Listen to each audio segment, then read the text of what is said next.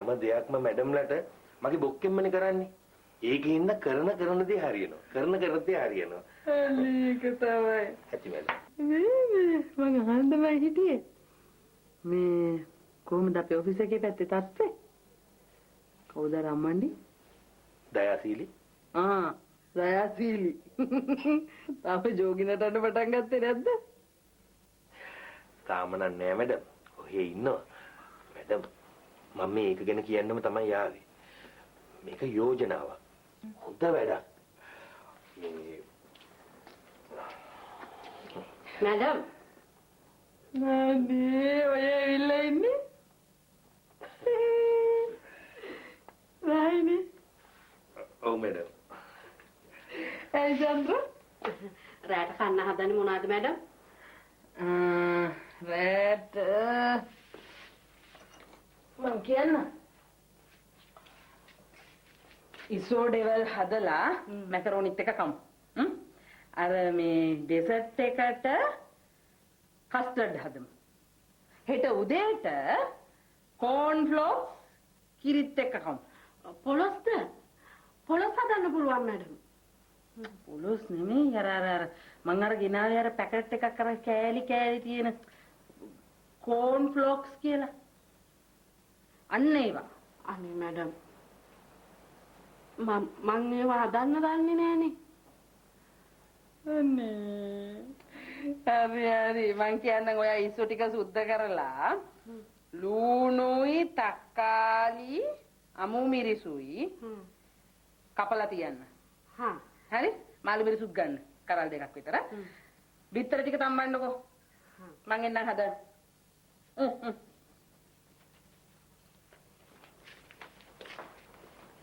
පවුනේද? නේ මොකද කිව්වේ? මේකයි මැඩම්. මං කියන්නේ ලොකු සර්ට කියලා මැඩමුත් අපේ ඔෆිස් එකේ ලොකු තනතුරක් හදාගන්න. එතකොට සිරිල්ගේ නෝනට ඉන්න වෙන්නේ මැඩම්ගේ යටතේනේ. එයාට ඕන විදිහට නටන්න හම්බෙන්නේ. ඕන්නම් ඉදි බැයි නම් දාලා යන්න. ඒක නම් හොඳ අදහසන්නේ. අපි එතකොට පළ නොකිය පලා බෙදුවා වගේනේ මැඩම්. ලොකු සර්ට ප්‍රශ්නකුත් නැහැනේ.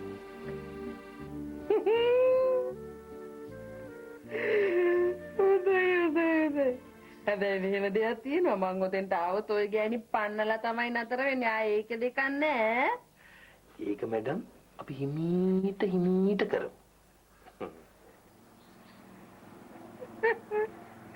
අපි අපෝ වාසි සොඳා බැස්ති මෙදා ප්‍රීති හදා දෙනි බඳා පෝ මාදන් ඇස්ති මීකසි අබ දඹනාරන් කෙසෙල් දෙල් පන කකාමේ වනසපා ලබනි අබ දඹනාරන් කෙසෙල් අයියේ කොහොමද චන්ද්‍රනංගි? එයා බොහොම සන්තෝෂෙන් වගේ ඉන්නේ. මෙහෙ හොඳයිනේ. හොඳයි අයියේ. අපේ මැඩම් නම් හරි ෂෝක් රත්තරන්. ඒකනේ මං කිව්වේ. දැන් එහෙමනම් මම වෙන කෙනෙක් හොයන්න ඕනේ නෑනේ. මම නම් මේ කෙනෙක්ට කතා කරන්නේ. නෑ ඕනේ අයියේ. මං ඉන්නම්. අයියට කියන්න අද මැඩම් මාව shopping එකක් ගියානේ. රුපියල් 3000ක විතර ඇඳුම් අරන් දුන්නා අයියේ. ඇත්තද? ඇඳුම් විතරද නංගි ගෙනාවේ? නෑ. ඇයි කෑම જાති? අම්මෝ මගේ ජීවිතේටවත් දැකලා නෑ අයියේ. ඊම කෑම જાති. මෙන්න සොසේජස් එක. මගේ අත විතර ඇති. අයියට කියන්න ෆ්‍රිජ් එක පුරවලා කෑම එන්න වෙන්න. නෑ කවන්නේ. ඒ කියන්නේ ඔයාට මෙහෙ හොඳයිනේ. අයියේ පූර්වේ පිනකටද කොහෙද මෙහෙම කෑම જાති කන්න හම්බ වෙන්නේ? අපිට නම් ඉතින් කනවා තියා දකින්නවත් හම්බ වෙන්නේ. අයියට කියන්න මැඩම්ලට උතුරන්න සල්ලි තියෙන හින්දා හොඳයි අයියේ. ඒක නෙමෙයි නංගි. දැන් සුමන බාලට මොකද්ද කියන්නේ? යාට ඉන්න කියන්න. කොහොමදත් මේ ගෙනාපු කෑම જાති ටික කාලා මිස මන්නම් ගෙදර එන්නේ. මේ අයියට ෆෘට් ජූස් එකක් හදන්නද?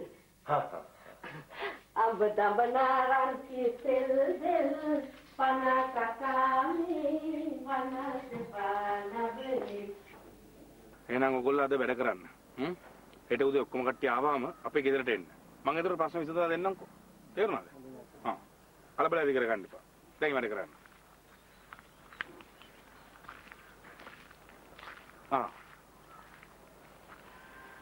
කොයි වෙලාවෙද ආවේ? මම වත්තරත් ගිහලා දැන් ටිකට කලින් ආවේ. මෙතන පොඩි ප්‍රශ්නයක් වෙලා. ඒක බලන්නත් එක්ක මේ පැත්තට ආවා. මං සර් එක කතා කරන්න එනකොට සිරිල් කිව්වානේ යන්න කියලා. ඉතින් මං ගියා. ගිහිල්ලා ආපහු එනකොට මෙන්න සර්ත් ගිහිල්ලා. අනේ උකුරුනේරු මේ මං ලොකු අමාරුවක වැටෙන්න යනවනේ. ඉතින් අපි ඒක ගැන ඒ වෙලාවේ කතා කර හිටියේ. ඇයිස මොකද්ද වෙලා තියෙන්නේ?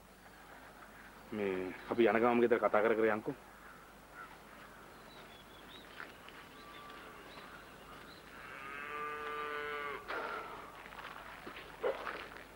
මොකද්ද සර් ප්‍රශ්නේ? මේ උකුරුනේරු ඉස්සර මේ මගේ ගංජා හැනම් බලාගත්ත මිනිහෙක් පොලිසිය කෙනෙක්ව මරලා හිරේ ගියා. මිනිහ නිදහස් වෙලා ඇවිල්ලා. මිනිහ මගෙන් කප්පමක් ඉල්ලනවා කෝටි 5ක. මගේ අම්මෝ කෝටි 5ක්? මාර වැඩක් නේ සර් ඒක. මගේ නරක කාලයක්ද කොහෙද කුරුනේරු. එක පිට ප්‍රශ්න එනවා. ආසර් මම මේ කියන්නම යාවි සර්ට. ඔන්න සර්ගේ එක ප්‍රශ්නයක් නම් විසඳුවා. ඒ මොකද්ද? මැඩම්ගේ ප්‍රශ්නේ මම විසඳුවා. ඒ කොහොමද විසඳන්නේ? දැන් සර් මැඩම්ට වෙලා තියෙන්නේ සිරිල්ගේ නෝනා අතන තනතුරක් කරන එක බලන් ඉන්න බැරි කමනේ. අපි මැඩම්ටත් එතන ඒ විදිහම තනතුරක් හදලා දෙමු. ඒක කිසිම තේරුමක් නැති වැඩක් නේ කුරුනේරු. තේරුමක් නැති වුණත් මොකද සර් මැඩම් ගෙදර එනවනම්. දැන් බලන්න. මුළු පවුලම අනාථ වුණා වගේනේ. දරුවන්ට අම්මා නැහැ. සර්ට නෝනා නැහැ. මට මේව ගැන හිතලම රැට නිින්ද යන්නේ. අනේ මන්ද කුරුනේරු. මේ ප්‍රශ්න වල කෙරවලක් නැහැ. ප්‍රශ්න එන විදියට අපි ඒවට මූණ දෙමු සර්. දැන් මුලින්ම කරන්න තියෙන්නේ මැඩම්ම ගෙදර ගේන එකනේ. අපි ඒක මුලින්ම කරමු.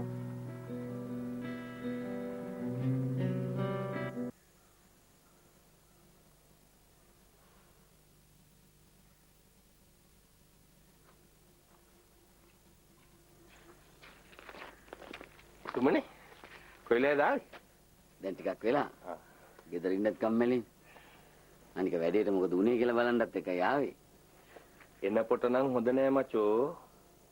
ඇයි මැඩම් වැඩේට බෑ කියනවද? මැඩම් නෙමෙයි. චන්ද්‍රා. මං කිව්වේ හොඳ වෙලාවට නේද මං ගියේ නැත්තේ. මං ගියා නම් ඕකි කොහොම හරි මගේ කරේ එමිලෙනවා.